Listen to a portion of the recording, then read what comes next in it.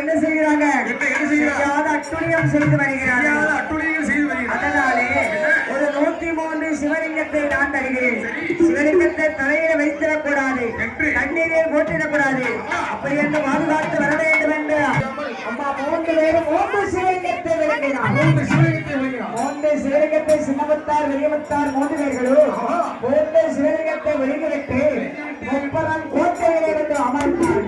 அவர் இருக்கக்கூடிய வேளையில் ஆண்டவன் சிவபெருமான் முப்பரம் கோட்டை கைலாசம் தரிஞ்சு போச்சு. முப்பரம் கோட்டை உசந்து போச்சு.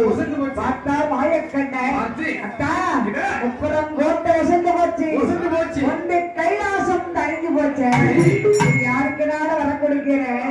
இந்த வரத்தை வரிக்க வேண்டுமானால் முப்பரம் கோட்டையை கட்டால் எரிச்சு ஆகலாம். முப்பரம் கோட்டையை கட்டால் எரிச்சு ஆகலாம். கோட்டையை எரிக்க வேண்டுமானால் நாங்க பாருங்க. உங்கள் மகன் மூத்த மகன் கணபதி அனுப்புங்க. மூத்த மகன் கணபதி அனுப்புங்க. கணபதி அப்படியே வருகிறார். ஐயா முப்படாதி மக்க வாசல்ல கண்டுகிட்டான். நான் வர்றம்பாரு மூத்த மகன் கணபதி. அவனை கோட்டைக்குள்ள விடவே கூடாது என்று சொல்லி பிள்ளையாருக்கு எதிரியா தேவை ஒரு அமல பாயாசத்துல பல போல குவித்தாங்க. பார்த்தார் கணபதி. வந்து கைலாசம் கழித்தான முப்பரம் கோட்டை உசந்தானே நமக்கு எதற்கு இந்த வம்பு அப்படின்னு வட்ட ஜம்பரம் போட்டு ஜாம்புன்னு அமர்ந்தார்.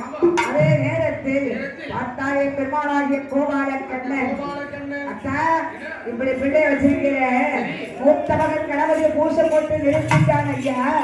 அதோட மட்டுமல்ல இது என்ன செய்ய வேண்டும் அப்படி என்று இளைய மகனுக்கான வேலவன் சூலாயுதத்தை கொண்டு அமைத்திருக்கிறேன் உக்கிர சக்தி வேல். அந்த வேலை கொண்டு அந்த முப்பரம் கோட்டை எடுத்துட்டு வந்தான். அதே நேரத்தில் அவதான் பார்த்தார் மாயக்கண்ணன். ஆனால் முப்பரையும் கோட்டை எரிக்க வேண்டுமானால் இளைய மகன் வேலவனிடம் உக்கிர சக்தி